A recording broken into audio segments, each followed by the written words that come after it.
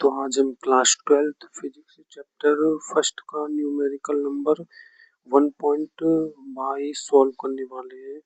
Students, numerical पिछले सालों में कई बार रिपीट हुआ है, तो इसको वीडियो को बिल्कुल भी स्किप ना करें।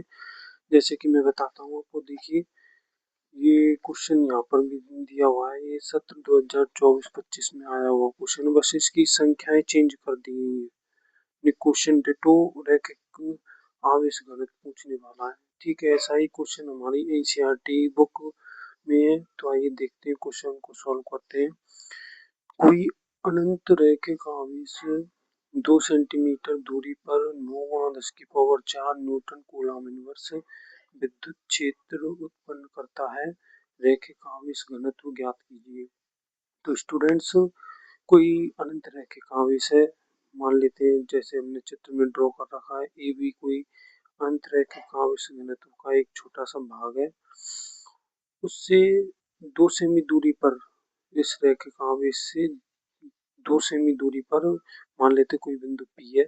उस पी बिंदु पर उत्पन्न होने वाला जो विद्युत क्षेत्र का मान है वो 9 × 10⁴ न्यूटन कूलम इनवर्स है। तो हमें इस बिंदु पर रैखिक आवेश घनत्व का मान ज्ञात करना है। तो ऐसे क्वेश्चनों को सॉल्व करने के लिए सबसे पहले हमें गाउसी पृष्ठ की कल्पना करनी पड़ती है। तो हमने 2 सेमी त्रिज्या मानकर इस रैखिक आवेश के चारों ओर बेलनाकार गाउसी पृष्ठ की कल्पना की, जैसे कि ये हमने कर रखी है डॉट डॉट लाइन से। तो हमें जो जो दिया है उसको लिख लेंगे आगे सॉल्व करने के लिए क्वेश्चन को। तो हमें दिया है कि दूरी जो क्वेश्चन में 2 सेमी दी गई है, हम जानते हैं 1 सेमी दूरी 1 सेंटीमीटर में 10⁻⁻² मीटर होते हैं। इसका गुणा जब हम 2 से करेंगे तो हमें मीटर में वैल्यू निकल के आ जाएगी। इसी तरह से हमें क्वेश्चन में विद्युत क्षेत्र का मान दे रखा है 9 × 10⁴ न्यूटन कूलम इनवर्स। हमें रैखिक आवेश घनत्व, जिसको हम लैम्डा से रिप्रेजेंट करते हैं, उसकी वैल्यू ज्ञात करनी है। तो आइए सॉल्व करते हैं।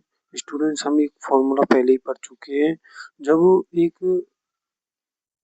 रैखिक आवेश से r दूरी पर स्थित किसी बिंदु पर विद्युत क्षेत्र का फॉर्मूला हम पढ़ चुके हैं, जो कि ये लिख रहा है E बराबर λ/2πv∈0r।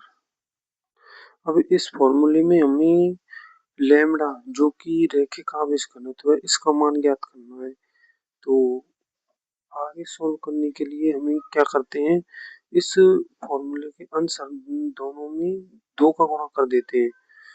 2 का गुणा करने पर, जब 2 का गुणा लैम्डा से करते हैं तो 2 लैम्डा होता है, और 2 का गुणा जब 2 से करते हैं 4 pi lambda 4 pi epsilon naught R हो जाता है। स्टूडेंट्स, हमने इसमें आंसर में 2 का गुणा इसलिए किया था क्योंकि हमें 1/4 पाई एप्सिलॉन नॉट चाहिए था, ताकि हम इसकी जगह के का मान रख सकते हैं, क्योंकि स्थिर विद्युत स्थिरांक के बराबर 1/4 पाई एप्सिलॉन नॉट होता है। इसीलिए हमने ऊपर नीचे 2 का गुणा किया था। तो हमें अब यहाँ 1/4 पाई एप्सिलॉन नॉट आ गया, इसकी जगह हमने यहाँ के को रिप्रेजेंट कर दिया है।